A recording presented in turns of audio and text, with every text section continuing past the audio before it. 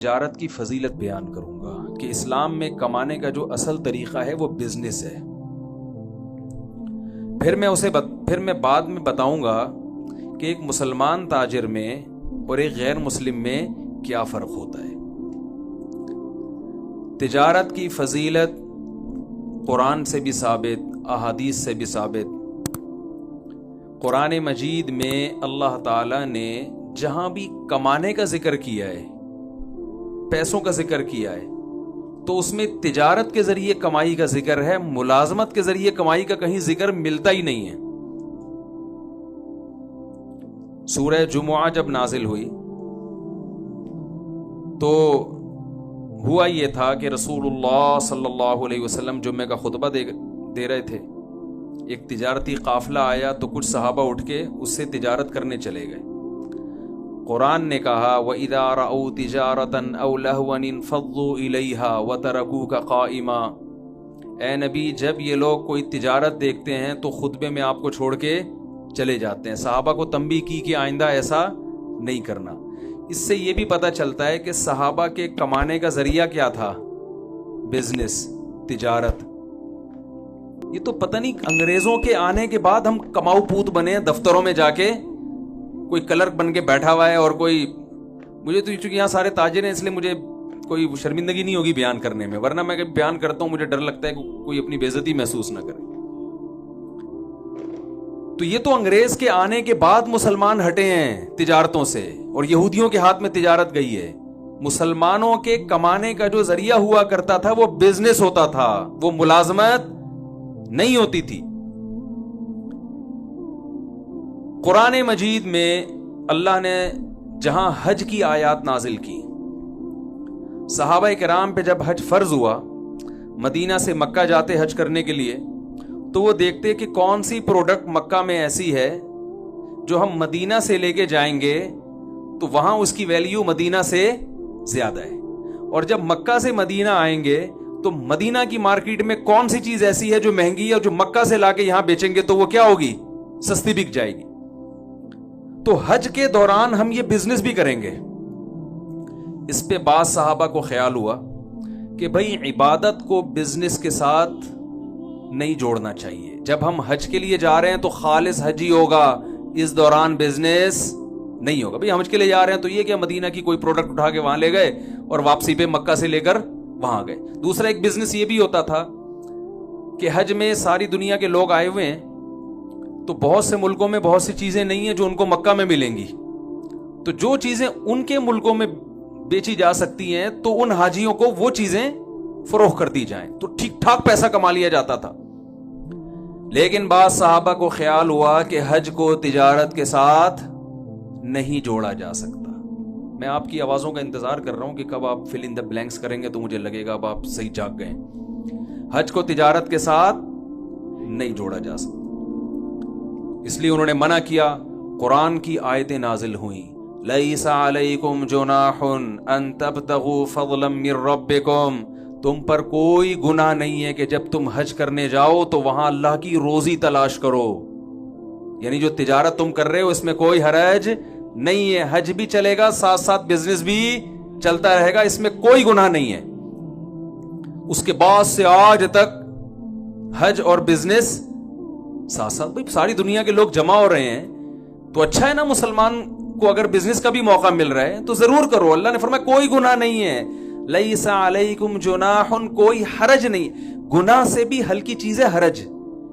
بعض لوگوں کا تقوی کا معیار بہت اونچا ہوتا ہے، وہ کہتے ہیں ہم گناہ سے بھی بچیں گے، اور ایسی چیز جو گناہ تو نہیں ہے لیکن ایک اچھی نہیں سمجھی جاتی، غیر اخلاقی سمجھی جاتی ہے، وہ اس سے بھی بچتے ہیں۔ تو اللہ نے یہاں فرمایا کہ صرف اس میں اسم نہیں کہ اسم گناہ کو کہتے ہیں، کہ تجارت حج میں کرنے میں گناہ تو دور کی بات، کوئی حرج بھی نہیں ہے، کوئی غیر اخلاقی غیر شائستہ حرکت بھی نہیں ہے۔ لوگوں کے تانوں، کسی کو تانا دینے کی تمہیں اجازت نہیں ہے کہ یار یہ کیا بات ہے، یہاں سے پاکستان سے چل کے مکہ جا رہا ہے تو اس نے کہا چلو یار مکہ میں عربوں کو یہ پروڈکٹ پاکستان کی سستی ہے تو وہاں لے جا کے بیچ دو، کوئی مسئلہ نہیں ہے اس میں، یا وہاں کی چیز یہاں لا کے آپ فروخت کر دیں۔ تو یہ آیت بھی کس کے بارے میں ہے؟ تجارت کے بارے میں. یعنی مال کمانے کے جتنے ذرائع قرآن میں ذکر ہو رہے ہیں، بزنس کے علاوہ کسی اور چیز کا ذکر ہو ہی نہیں رہا. اور چلتے ہیں ہم. جب رسول اللہ صلی اللہ علیہ وسلم کو اللہ نے عربوں میں نبی بنا کے بھیجا تو اللہ نے اپنی نعمتیں گنوائیں عربوں پہ کہ بھائی اللہ نے تم پر کیا کیا انعامات کیے ہیں. تو ان انعامات کا تقاضا یہ ہے، شکر یہ ہے کہ تم اللہ کے بھیجے ہوئے پیغمبر پر ایمان لے کر آؤ. ان انعامات میں اللہ نے ایک یہ انعام بیان کیا کہ تمہارے پاس بیت اللہ ہے، اللہ کا گھر ہے جس کے تم رکھوالے ہو. ساری دنیا تمہیں عزت کیوں دیتی ہے کہ تم بیت اللہ کی چابیاں تمہارے پاس ہیں، تو اس کی قدر کرو. اور اللہ نے کیا فرمایا؟ لِإِيلَافِ قُرَيْشٍ إِيلَافِهِمْ رِحْلَةَ الشِّتَاءِ وَالصَّيْفِ فَلْيَعْبُدُوا رَبَّ هَذَا الْبَيْتِ. اللہ فرماتے ہیں ہم نے قریش پر یہ احسان کیا ہے. وہ احسان میں بھی بتاتا ہوں. اس احسان کا تقاضا یہ ہے، اس کا شکر یہ ہے کہ اس گھر جو بیت اللہ تمہارے پاس ہے اس کے رب کی عبادت کیا کرو. اور احسان اللہ نے کیا بیان کیا؟ ایلافہم رحلۃ الشتاء والصیف. اللہ نے فرمایا اللہ نے تمہارے لیے تجارت کرنے کے لیے گرمیوں کے سفر کو بھی آسان کر دیا اور سردیوں کے سفر کو بھی آسان کر دیا. بھائی بعض جگہ تجارت سردیوں میں ہوتی ہے اور تاجر گرمیوں میں کیا کر رہے ہوتے ہیں؟ بیٹھے ہوئے ہوتے ہیں آرام سے، کہہ رہے ہیں یار ہماری جو پروڈکٹ ہے وہ گرمیوں میں، سردیوں میں برف بکے گا. بھائی آپ برف کی دکان کھول کے بیٹھ گئے دسمبر میں، ٹھیک ہے نا، اور ٹائمنگ اس کی رات 12 بجے سے صبح 6 بجے تک، تو وہ بکے گی؟ ہر چیز کا موسم ہوتا ہے نا. تو اللہ فرماتے ہیں ہم نے تم پہ تجارت کے ایسے دروازے کھولے ہیں کہ تم شام کا سفر کرتے ہو بزنس کے لیے، گرمیوں میں بھی کرتے ہو اور سردیوں میں. کتنی بڑی اللہ نے نعمت کے طور پہ بیان کیا. کہا کہ تمہارے لیے بزنس کو ہم نے آسان کر دیا. اس آسانی کا شکر یہ ہے کہ اس گھر کے رب کی عبادت کرو. اس سے پتہ چلتا ہے کہ بزنس کسی کے لیے آسان ہو جانا اور بزنس کے لیے ٹریولنگ آسان ہو جانا یہ اللہ کی بہت بڑی نعمتوں میں سے ایک بڑی نعمت ہے. بہت مشکل ہے بات سمجھانا میرے لیے. آپ لوگ کی تو اللہ نے بڑی ذہانت دی ہے. تو اور ہم چلتے ہیں آگے تجارت کے بارے میں. ہم رسول اللہ صلی اللہ علیہ وسلم کی سیرت میں دیکھتے ہیں آپ جب بھی مال کمانے کی مثالیں دے رہے ہیں تو تجارت ہی کی مثالیں دے رہے ہیں. ایک شخص آیا آپ صلی اللہ علیہ وسلم کے پاس بھیک مانگنے کے لیے. عرض کیا یا رسول اللہ پیسے چاہیے. آپ صلی اللہ علیہ وسلم نے فرمایا کیا تمہارے پاس کچھ ہے نہیں گھر میں؟ یعنی آپ صلی اللہ علیہ وسلم اسے بھیک سے بچانے کے لیے کمانے پہ ڈالنا چاہتے تھے. تو آپ یہ بھی کہہ سکتے تھے کہ جاؤ فلاں کے ہاں ملازمت کرو جا کے. آپ نے یہ نہیں فرمایا. فرمایا تمہارے پاس کچھ بھی نہیں ہے؟ انہوں نے کہا کچھ بھی نہیں. کہا کچھ تو ہوگا. وہ ایک پیالہ اٹھا کے لے آئے. آپ صلی اللہ علیہ وسلم نے فرمایا اس پیالے کو کون خریدے گا؟ کتنے میں؟ ایک صحابی نے کہا 1 درہم نے. آپ نے فرمایا کون ہے جو اس سے زیادہ میں؟ یہ بزنس باقاعدہ سکھایا جا رہا ہے. غلط تو نہیں کہہ رہا بھائی میں؟ جاب کی طرف رہنمائی نہیں کی جا رہی. کس کی طرف کی جا رہی ہے؟ بزنس. اور صرف ایسی گائیڈنس سید الانبیاء کہ بھائی تمہارے پاس کچھ بھی نہیں ہے تو آؤ ہم تمہیں طریقہ بتاتے ہیں. اس طریقے سے پیسے کمانا سکھاتے ہیں کہ بزنس بھی ہو جائے گا اور تم لوگوں کے سامنے ہاتھ پھیلانے سے بھی بچ جاؤ. آپ یہ کہہ سکتے تھے تمہارے گھر میں اگر برتن ہے نا اسی کو بیچ کے پیسے کمانا شروع کرو. وہ صحابی کہتے ہیں یا رسول اللہ وہ کھانے کی پلیٹ ہے، اسی کو اگر میں نے بیچ دیا تو میں تو اس جس برتن میں کھاتے ہیں وہ بھی غائب ہو جائے گا. تو کھاؤں گا کس؟ شاپر تو تھے نہیں نا اس زمانے میں. کھاؤں گا کیسے؟ اس کی رہنمائی کی جا رہی ہے. آپ صلی اللہ علیہ وسلم نے فرمایا کون ہے جو خریدے گا؟ ایک صحابی نے کہا 1 درہم. فرمایا 1 سے زیادہ میں کون خریدے گا؟ یہ نہیں فرمایا کہ سستے میں بیچ دو ہیں، 1 درہم میں دے دو اللہ کھلائے گا تمہیں، بلکہ 1 سے کم میں وہ آدھے میں لے رہا ہے وہ آدھے میں دے دو، سستا ترین کر کے بیچو. اس لیے کہ کھلانے والا کون ہے؟ اللہ. یقیناً اللہ کھلانے والا ہے. لیکن اگر نبی صلی اللہ علیہ وسلم اس موقع پہ یہ طرز عمل اختیار کرتے تو مسلمانوں پہ بزنس اور تجارت کا دروازہ بند ہو جاتا. بزنس تو بزنس ہے، اس میں جھوٹ بولنا جائز نہیں، بیوقوف بنانا جائز نہیں، لیکن بزنس کی ڈیفینیشن یہ ہے بھائی اپنی پروڈکٹ پہ کس طرح زیادہ سے زیادہ ارننگ ہو سکتی ہے، ایک دوسرے کی ضرورتوں سے کیسے فائدہ اٹھایا جا سکتا ہے. تو آپ نے فرمایا کون ہے جو اس سے زیادہ میں خریدے گا؟ صحابی نے کہا 2 درہم میں خریدوں گا. 2 درہم میں بیچ کے آپ نے ان کو 2 درہم پکڑائے، فرمائے ایک سے کھانا خریدو اور ایک سے کلہاڑی لو. وہ کلہاڑی خرید کے لائے، دستے مبارک میں لگایا، فرمایا جاؤ جنگل سے لکڑیاں کاٹ کے بیچو. انہوں نے اچھے خاصے پیسے جمع کر لیے، برتن بھی آ گیا، کھانا بھی آ گیا، صحیح ہے نا، اور اضافی پیسے بھی. تو کس کی طرف رہنمائی کی جا رہی ہے؟ وہی بھول گئے، بزنس کی طرف.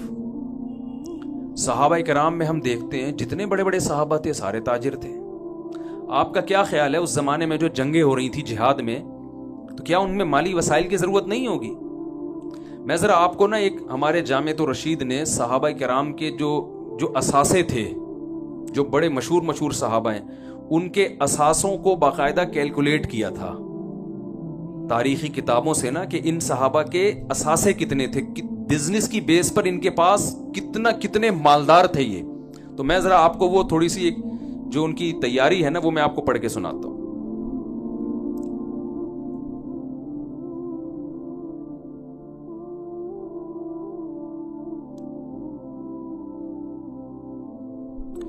حضرت ابو بکر رضی اللہ تعالی، یہ جامعۃ الرشید نے پوری تحقیق کر کے تاریخی کتابوں سے صحابہ کے اثاثے نکالے ہیں، سرمایہ کتنا کس کے پاس تھا.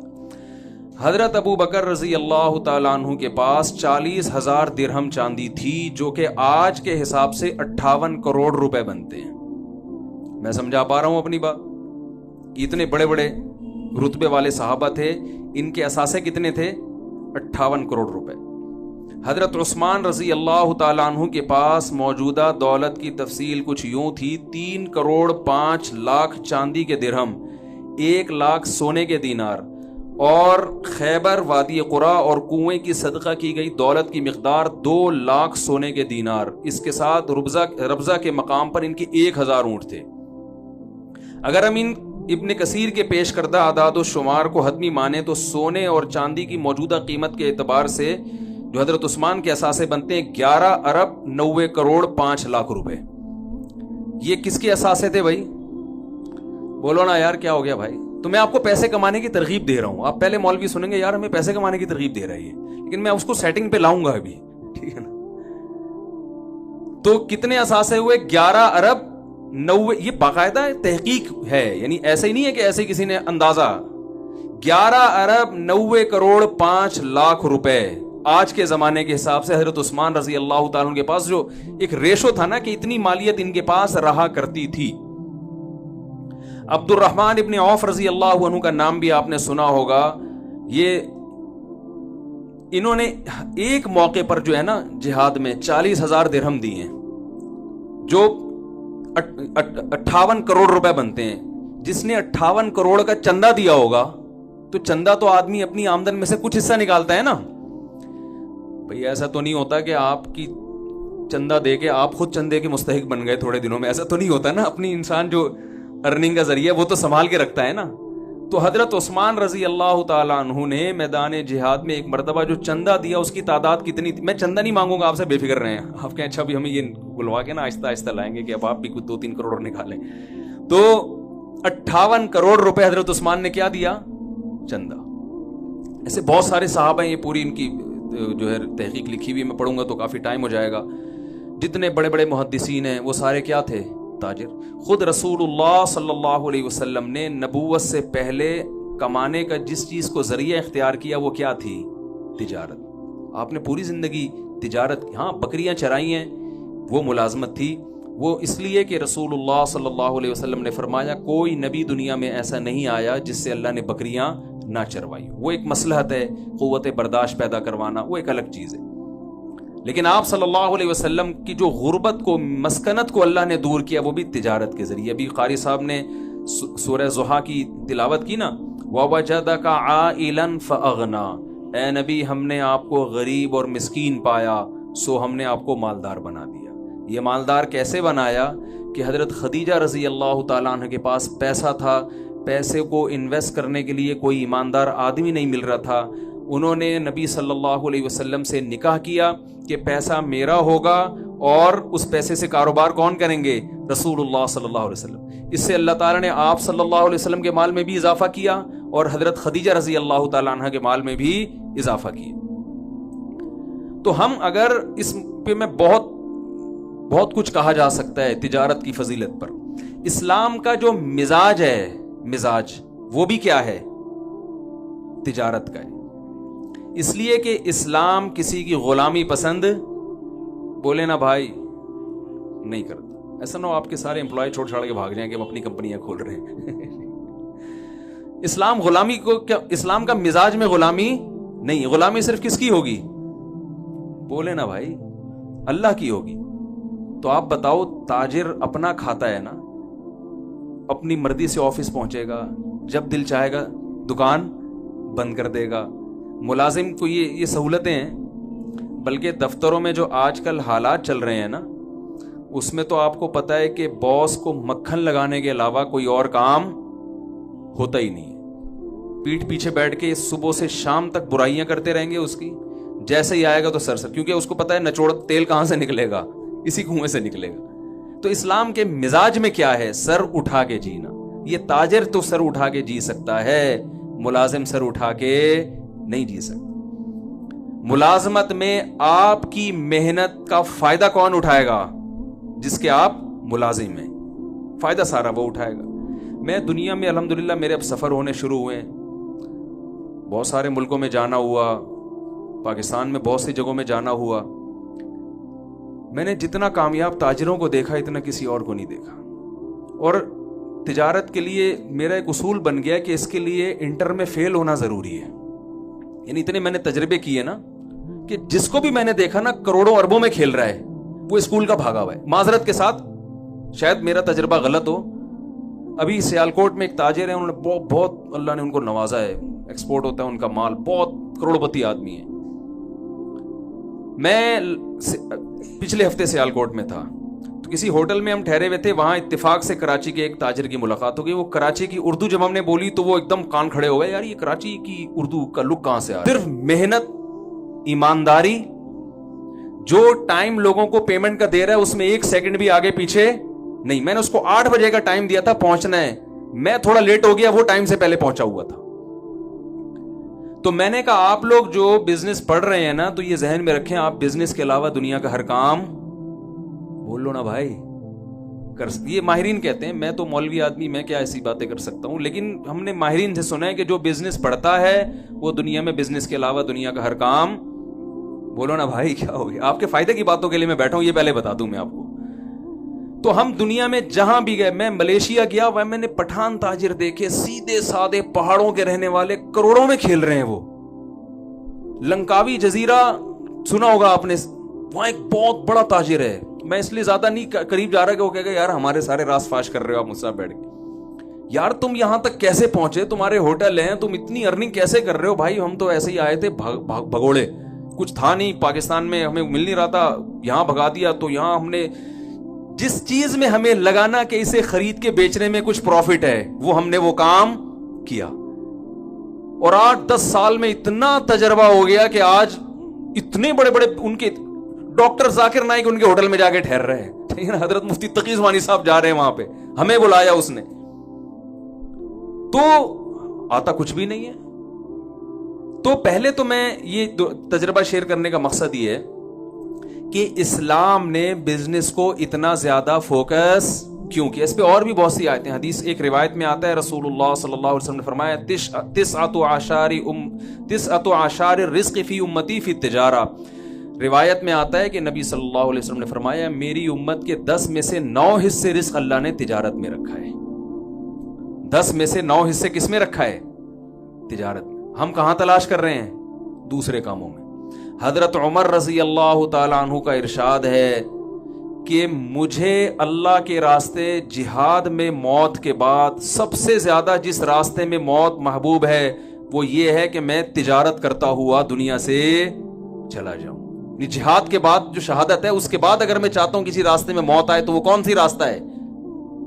کہ میں تجارت کر رہا ہوں. تو بھائی اسلام نے اتنا فوکس کیوں کیا ہے؟ سوال یہ پیدا ہوتا ہے نا، تجارت کو اتنا فوکس کیوں کیا ہے؟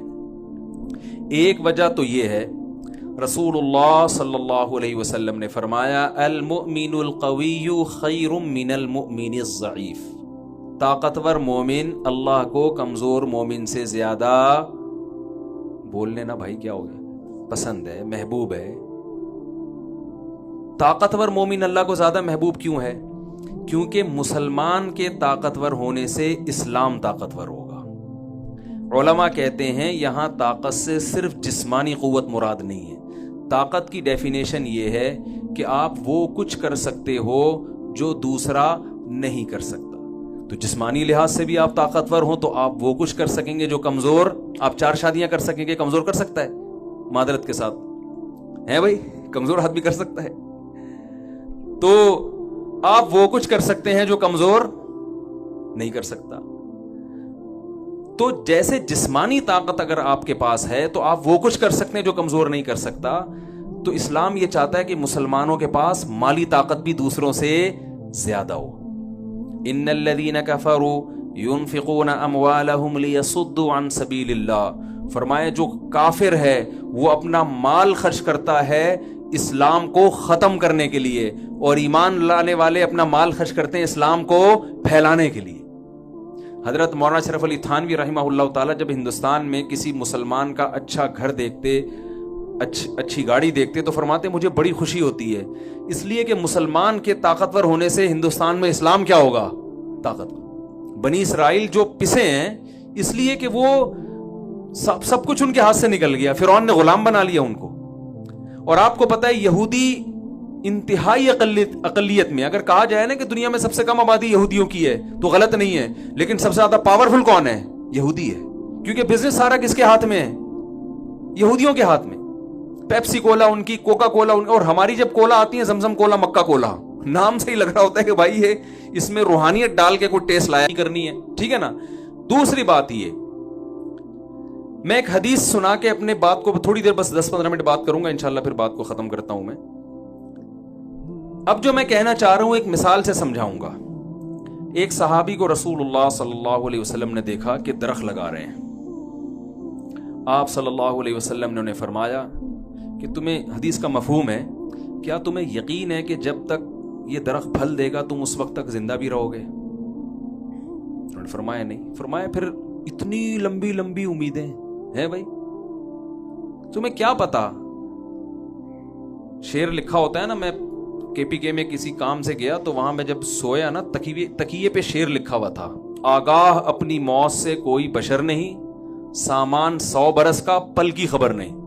میں نے کہا یار یہ ادھر لکھنے کا شعر نہیں ہے، سونے کے لیے آدمی لیٹ رہا ہے اور تکیے پہ اتنے خطرناک قسم کا شعر۔ میں نے کہا یار یہ شعر بالکل درست ہے، لیکن یہ تکیے پہ سونے کے تکیے جو رات کو سوتا ہے آدمی، وہاں لکھنے کا نہیں ہے۔ یہ تو ویسے آدمی کہیں بازار میں لکھنے کا ہے کہ وہاں موت سے ڈرو، یہاں تو میں نے کہا نیند نہیں آئے گی تو، لیکن شعر درست ہے یا نہیں ہے؟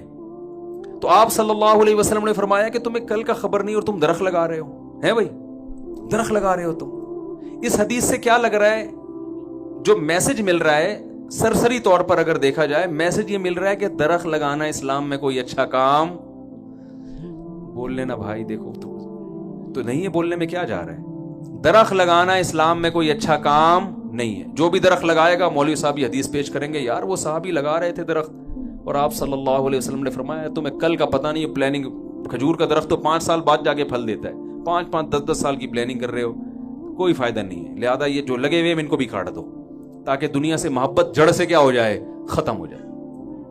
اس حدیث سے یہ پتہ چل رہا ہے۔ لیکن دوسری حدیث میں آتا ہے، صحیح مسلم کی حدیث، آپ صلی اللہ علیہ وسلم نے فرمایا جس نے درخت لگایا، زندہ نہیں رہا وہ پھل تک، اس کے پھل نہیں دیکھے، مر گیا، جب تک لوگ اس درخت سے فائدہ اٹھائیں گے اس کا پھل کھائیں گے، حتیٰ کہ پرندے بھی اس درخت سے جو فائدہ اٹھائیں گے، جانور بھی جو فائدہ اٹھائیں گے۔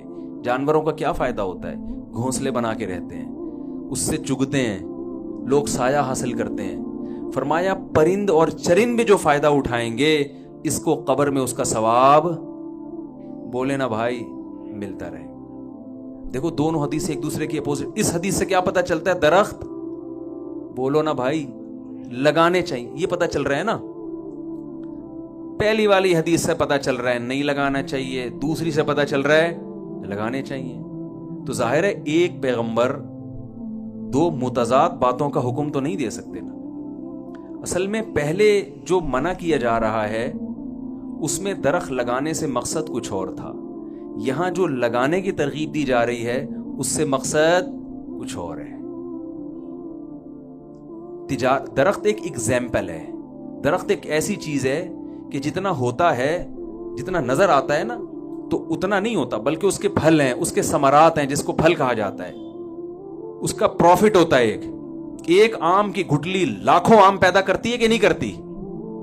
تو درخت کا بیسک مقصد یہ ہوتا ہے کہ ایک آم کی گٹلی ڈالوں گا یہ ضائع ہو رہی ہے, انویسٹمنٹ ایک آم کی گٹلی کی ہے اور پروفٹ لاکھوں آم کی شکل میں.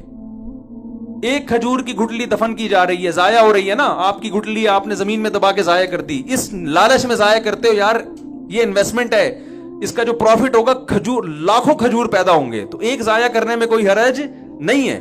بزنس بھی یہی ہے. یہ تو ایک مثال ہے حدیث میں جو ہر جگہ فٹ کی جا سکتی ہے کہ آپ نے اگر اپنی صرف دنیا کو سامنے رکھ کے کاروبار کرنا ہے تو آپ صلی اللہ علیہ وسلم آپ کو بتا رہے ہیں کہ بھائی تم 20 30 سال کی پلاننگ کر رہے ہو, کل کوئی ٹرک کو چل کے چلا گیا, یہ سب فیکٹری کیا ہو جائے گی, تباہ و برباد. یہ اچھا سودا نہیں ہے. تم نے کاروبار کرنا ہے, بزنس کا درخت لگانا ہے یہ سوچ کے کہ زندہ رہا تو کھاؤں گا, نہیں رہا تو اولاد فائدہ اٹھائے گی, مسلمان فائدہ اٹھائیں گے, اس سے میں غریبوں کی مدد کروں گا, خود بھی کھاؤں گا, لوگوں کو بھی کھلاؤں گا.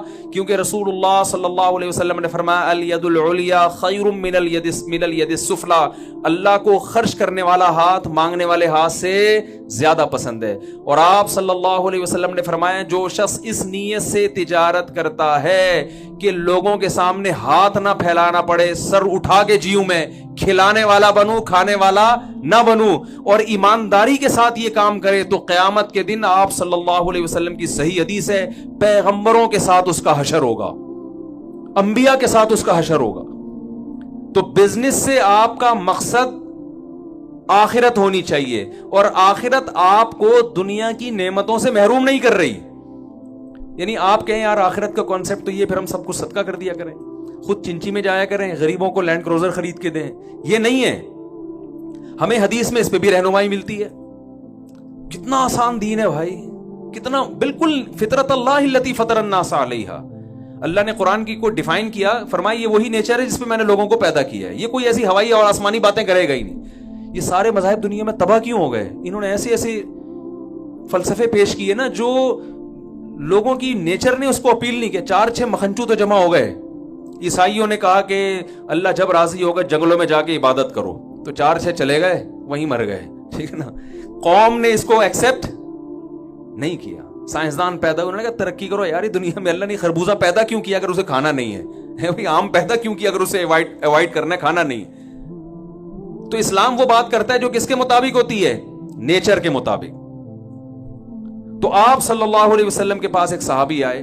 اچھا لوگ, میں یہ صحابی والی حدیث بیان کرتا ہوں بعد میں, پہلے میں ایک اشکال قائم کرتا ہوں کہ سوال یہ پیدا ہوتا ہے کہ اتنی فضیلت ہے تو آپ صلی اللہ علیہ وسلم نے پھر پیسہ کیوں نہیں کمایا, آپ کی غربت میں کیوں موت واقع ہوئی, آپ کے کپڑے کیوں ایسے پیون زدہ, اور آپ کی سواری اتنی سادہ کیوں, اور آپ 40 سال گھر میں چولہا جل کیوں نہیں رہا. سوال پیدا ہوتا ہے نا. جب ابو بکر جو آپ کے اتنے قریبی ساتھی ہیں وہ تو 58 کروڑ روپے کے مالک ہیں, اور نبی صلی اللہ علیہ وسلم ایک چیز کے بھی مالک نہیں ہے. تو یاد رکھیں رسول اللہ صلی اللہ علیہ وسلم کے پاس جتنا پیسہ آیا آپ نے وہ رکھا نہیں ہے. صبح آیا تو شام ہونے سے پہلے صدقہ کر دیا, وہ رکھا نہیں ہے. کیونکہ آپ کو اللہ نے ایسا کامل بنایا کہ اگر آپ رکھ لیتے نا, کل غیر مسلم اعتراض کر سکتے تھے کہ یہ سارا کس کی مسئلہ تھا, یہ نبوت اصل میں پیسوں کا معاذ اللہ. تو آپ نے اپنی ذات کو ایسا بنا کے رکھا کہ کوئی کل انگلی نہ اٹھا سکے, کوئی معاذ اللہ نقل کفر عیش و عشرت کا تانا نہ دے سکے. جیسے آپ نے اتنی شادیاں کی نا, تو اب غیر مسلم تانا دیتے ہیں یار معاذ اللہ اتنی شادیاں کی آپ نے. تو بھائی آپ نے جو اتنی نکاح کیے, وہ نکاح کا طریقہ اگر آپ دیکھ لیں تو پھر پتہ چلتا ہے کہ معاذ اللہ نقل کفر یا عیاشی کی بیس پہ یہ نہیں ہو سکتے. کیوں؟ اس زمانے میں سب 10 بیویاں رکھا کرتے تھے, عرب میں رواج تھا. اور جلدی شادی کیا کرتے تھے. آپ نے شادی دیر سے کی 25 سال کی عمر میں, حالانکہ اس زمانے میں رواج کیا تھا 15 سال کی عمر میں. آج بھی گاؤں دیہاتوں میں سب کب نکاح کرتے ہیں, 15 16 سال میں شادیاں ہو جاتی ہیں. آپ نے پہلی شادی کی 25 سال میں, اور کی کس سے؟ 40 سالہ خاتون سے جو 2 دفعہ بیوہ ہو چکی ہیں. بہت مشکل ہے بات سمجھانا بھائی. کتنی دفعہ بیوہ ہو چکی ہیں؟ 25 سال میں. نقل کفر نباشت. کوئی انسان جسے خواہشات پوری کرنے کا شوق ہو, اس زمانے میں جہاں جلدی شادیاں ہوتی ہیں اور درجنوں شادیاں ہوتی ہیں لوگوں کی, وہ شادی بھی 25 سال کی عمر میں کر رہے ہیں, اور اپنے سے 15 سال بڑی خاتون سے جو 2 دفعہ بیوہ ہو چکی ہیں. اور پھر آپ صلی اللہ علیہ وسلم نے 25 سال انہی پر اکتفا کیا ہے, جبکہ عرب میں ایک بیوی پر قرات کو معیوب سمجھا جاتا تھا. آج بھی لوگ معیوب سمجھتے ہیں. آپ جا کے بتائیں میری ایک بیوی ہے, وہ تمیز سے بات ہی نہیں کریں گے آپ سے. بولیں گے تم 2 شادیاں تو کرنی, کیا انقلاب لے کر آؤ گے. معذرت, تھوڑے سے یہ ٹاپک آ جاتا ہے, تڑکا لگ جاتا ہے اس کا. تو وہ مایوس سمجھتے تھے. اس کے باوجود آپ کیا کر رہے ہیں؟ اسی بیوہ کے ساتھ 50 سال تک آپ صلی اللہ علیہ وسلم نے ان کے ساتھ گزارا کیا ہے, جبکہ کلچر اس کو قبول نہیں کر رہا. اور ان سے اتنی محبت کی کہ امی عائشہ فرماتی ہے مجھے کسی پر ایسے رش نہیں آتا تھا جتنا رش حضرت خدیجہ پہ آتا تھا. اس کے بعد آپ نے دھڑا دھڑ نکاح کیے, ہجرت کے بعد کثرت سے نکاح کیے, یہ بتانے کے لیے کہ وہ جو میں نے کیا تھا نا وہ میرا مزاج تھا, اب جو میں کر رہا ہوں وہ اسلام ہے. نہیں آ رہی بات؟ یہ والی باتیں تو بالکل سمجھ میں آئیں گی نہیں نا, وہ والی پھر بھی تھوڑی آ جائے گی. تو پھر آپ نے جلد نکاح کی ترغیب بھی دی. جو 15 سال کا شباب ہوتا ہے زمانہ, اس میں آپ نے ترغیب دی. گویا آپ نے بتا دیا کہ بھئی میں نے جو کچھ کیا اس کی ایک حکمت مسلط تھی, لیکن جب ہجرت ہو گئی ہے, اسلام کے تفصیلی حکام آ رہے ہیں, تو اب میں جو آرڈر کروں گا تم نے اس آرڈر کو فالو کرنا ہے. وہ آرڈر یہ ہے کہ نکاح میں تاخیر مت کرو. 25 سال میں نکاح اسلام میں تاخیر کی عمر سمجھی جاتی ہے, جلدی کرو نکاح. سمجھ میں آ رہی ہے بات؟ تو اللہ نے اپنے نبی سے کچھ ایسے کام کروائے ہیں تاکہ کل کوئی انگلی نہ اٹھا سکے. تو کوئی بدبخت ہمارے نبی کی شان میں گستاخی نہیں کر سکتا کہ آپ کو یہ تانا دے. بھائی اگر معاذ اللہ عیش کے لیے کیے تو پہلے کرتے نا. کوئی ہے نوجوان جس میں ظرف ہے جو 15 سالہ بڑی عورت سے نکاح بھی کرے اور 25 سال اسی کے ساتھ گزار دے؟ ایسے کوئی عیش و عشرت والا میرا خیال ہے مارکیٹ میں آج تک پیدا نہیں ہوا ہوگا. تو جو آج کل لوگ مارکیٹ میں, جس مارکیٹ کی بات, آپ تاجر لوگ ہیں نا تو مارکیٹ کا لفظ زیادہ سمجھیں گے آپ. تو ہمارے نبی صلی اللہ علیہ وسلم کو کچھ ایسے کام کروائے گئے. تو آپ کے پاس دولت بہت آئی, مگر صبح آئی اور شام ہونے سے پہلے صدقہ. تو جب رکھا ہی نہیں ہے تو کپڑے کہاں سے پہنے ہیں؟ ٹھیک ہے نا, وہی پیون زدہ کپڑے, وہی خوراک آپ صلی اللہ علیہ وسلم کی. لیکن جن صحابہ نے پیسہ رکھا ان کو آپ نے منع نہیں کیا, اور یہ ترغیبات دی ہیں. المؤمن القوی خیر من المؤمن الضعیف, تجارت کے فضائل بیان کیے. اب میں یہ عرض کر رہا تھا کہ ایک صحابی رسول اللہ صلی اللہ علیہ وسلم کے پاس آئے, پراگندہ بال, پھٹے پرانے کپڑے. آپ نے فرمایا کیا تمہارے پاس پیسہ نہیں ہے جس سے تم اپنے کپڑوں کو درست کر لو, بالوں کو درست کرو؟ نے فرمایا ہاں. تو آپ صلی اللہ علیہ وسلم نے فرمایا ان اللہ یحب ان یرا اثر نعمتہ علی عبدہ, اللہ چاہتے ہیں کہ اللہ نے جب کسی کو کوئی نعمت دی ہو تو وہ اس کے چال ڈھال اور آثار میں, لباس پوشاک میں وہ نعمت جھلکنی چاہیے. تو اس میں ہمارے نبی نے ہمیں اجازت دے دی کہ پیسہ ہے تو تمہارے اوپر بھی اس کا اثر, بولیں بھائی, نظر. ایسا نہ ہو کہ کروڑوں کی مالیت ہے اور سفر چنچی میں کر رہے ہو. میں ایسے لوگوں کو جانتا ہوں, بہت پیسہ دیا. میرے پاس ایک زمانے میں تھی GTO 125, کاواساکی ہے, بڑی مشہور بائکوں کا ہمیں بڑا شوق رہا ہے. اب وہ میں افورڈ نہیں کر پاتا تھا اس وقت. میرے پاس اتنے بوتھ کا پیٹرول اتنا تھا کہ وہ کھڑے ہو جاؤ تو وہ ٹینکی نہیں بھرتی تھی. تو ہمیں کھلنے لگا, بائک چھوڑنے کا دل نہیں چاہتا تھا. اس زمانے میں بائکوں پہ گیسیں لگ رہی تھیں, ٹھیک ہے نا. ہم چلے گئے اکبر روڈ, ہم نے کہا یار اس پہ گیس لگا دو نا, یہ افورڈ نہیں کر پا رہا. تو اس زمانے میں ایک ہمارے جاننے والے تاجر تھے, بہت اللہ نے نوازا تھا. غیبت اس لیے نہیں کہ کوئی جانتا تھوڑی ہے کس کی بات کر رہا ہوں. تو وہ ہونڈا 50 لائے گیس لگوانے کے لیے. 50 لائے کیا لگوانے کے لیے؟ گیس کے لیے. میں نے کہا دیکھیں یہ ایک تو مجھ پہ تو سمجھ میں آتا ہے کہ میں 50 میں بھی لگاؤں تو شاید لوگ مان جائیں گے, آپ تو GTO پہ بھی نہیں لگاؤ. اور 50 جس کے بارے میں مشہور ہے کہ پیٹرول پمپ کے قریب سے لے کے چلے جاؤ تو وہ خوشبو سے ہی چلی جاتی ہے. تو مجھے وہ حدیث یاد آئی کہ بھائی اللہ یہ چاہتے ہیں کہ جب اللہ نے کسی کو نعمت دی ہو تو وہ نعمت اس پہ نظر آنی چاہیے. عربی میں 2 لفظ استعمال ہوتے ہیں کنجوس کے لیے. اردو میں تو کنجوسی کہتے ہیں نا, عربی میں کنجوسی کو ڈیفائن کرنے کے لیے 2 لفظ ہیں. ایک ہے بخیل, جو کامن اردو میں استعمال ہوتا ہے, بخیل آدمی ہے جس کو بخل کہا جاتا ہے. اور ایک ہے شحیح, شین اور بڑی ہے, پھر یا اور پھر بڑی ہے, حلوے والی ہے جسے کہتے ہیں, ٹھیک ہے نا. شحیح کہتے ہیں یہ کنجوسی کا سپرلیٹو ڈگری ہے. بخیل عربی میں کہتے ہیں وہ کنجوس جو دوسروں پہ خرچ کرتے ہوئے, جس کے پاس پیسہ ہو مگر دوسروں پہ خرچ کرتے ہوئے جان نکلتی ہو, اس کو کیا کہتے ہیں عربی میں؟ بخیل. اور شحیح اس کو کہتے ہیں جس کمبخت کی اپنے اوپر خرچ کرتے ہوئے بھی, بولو بھائی, جان نکل. یہ کنجوسی کی سپرلیٹو ڈگری ہے کہ اتنا کچھ ہے, نہ کمبخت گاڑی صحیح رکھتا ہے, نہ گھر صحیح بناتا ہے, نہ کھاتا صحیح ہے. تو اسلام نے اس کو پسند نہیں کیا کہ آپ دولت رکھیں اور جھلکے نہ, آپ سے نظر نہ آئے. نبی صلی اللہ علیہ وسلم نے رکھی نہیں ہے, تو یا تو اتنا بڑا ظرف ہو کہ رکھنا ہی نہیں ہے, تو اتنا بڑا ظرف تو مارکیٹ میں میرا خیال ہے شارٹ چل رہا ہے, اور ہمیں اجازت بھی نہیں ہے. بعض صحابہ کو نبی نے اجازت نہیں دی کہ سب کچھ صدقہ کر دو, فرمایا نہ نہ نہ, سب کچھ صدقہ کرنے کی آپ کو اجازت نہیں ہے. تو آپ نے تجارت سے نیت کیا کرنی ہے؟ نیت ہے آخرت کی. یہ درخت جو ہم لگا رہے ہیں یہ کس لیے لگا رہے ہیں؟ آخرت کے لیے. زندہ رہے کھائیں گے, دوسروں کو بھی کھلائیں گے, مر گئے ہمارے بعد والے لوگ فائدہ اٹھائیں گے. تو چونکہ اب اس میں آپ کی نیت آخرت ہے, تو جس کی یہ نیت میں آپ سچے ہیں یا نہیں ہیں.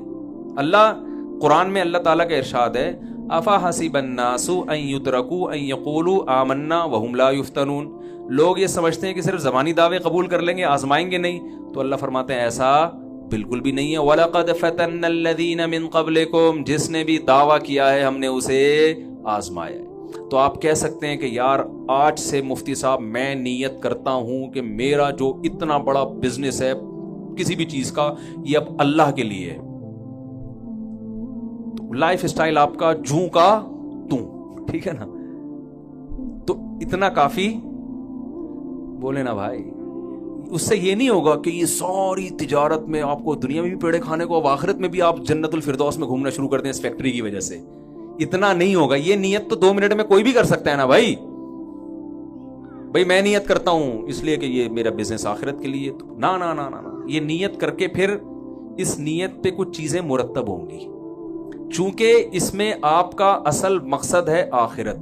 مقصد کیا ہے؟ بولو بھائی, آخرت.